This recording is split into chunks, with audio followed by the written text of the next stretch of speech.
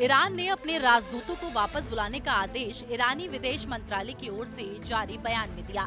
बयान में कहा गया कि तीनों देशों द्वारा उठाए गए उकसावे वाले कदम के बाद ईरान ने राजदूतों को बातचीत के लिए तेहरान बुलाया है। E3 देशों के इस फैसले के पीछे मकसद ईरान पर फिर से परमाणु प्रतिबंध लगाना है। ईरान ने स्पष्ट किया है कि वह अपनी परमाणु नीतियों के मामले में किसी भी तरह के दबाव को स्वीकार नहीं करेगा।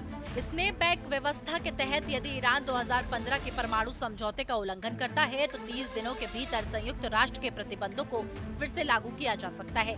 पिछले महीने में E3 देशों ने औपचारिक रूप से ये व्यवस्था लागू की थी।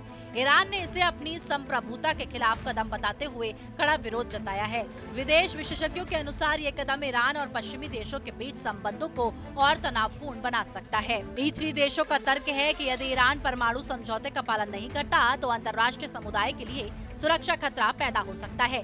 इसलिए उन्होंने स्नैपबैक व्यवस्था को पुनः लागू किया। इसके तहत 30 दिनों में प्रतिबंधों को फिर से लागू किया जा सकता है। ईरान ने इसे अपनी संप्रभुता पर हमला बताया और तत्काल अपने राजदूतों को बुलाया। अंतर्राष्ट्रीय विश्लेषक इस कदम को क्षेत्रीय तनाव बढ़ाने वाला मान रहे हैं। ईरानी विदेश मंत्रालय ने बयान में कहा है कि तीनों देशों को बातचीत के लिए तेहरान बुलाया गया है। मंत्रालय ने ये भी कहा है कि ईरान अपने अधिकारों की रक्षा के लिए हर कदम उठाएगा।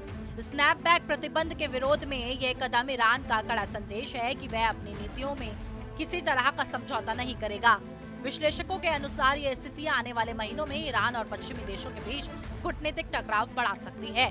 ईरान और E3 देशों के बीच कूटनीतिक तनाव अब बढ़ता जा रहा है। ऐसे में फ्रांस, ब्रिटेन और जर्मनी द्वारा स्नैपबैक व्यवस्था को पुनः लागू करना और ईरान द्वारा राजदूतों को वापस बुलाना इस तनातनी को और ज्यादा बढ़ा सकता है।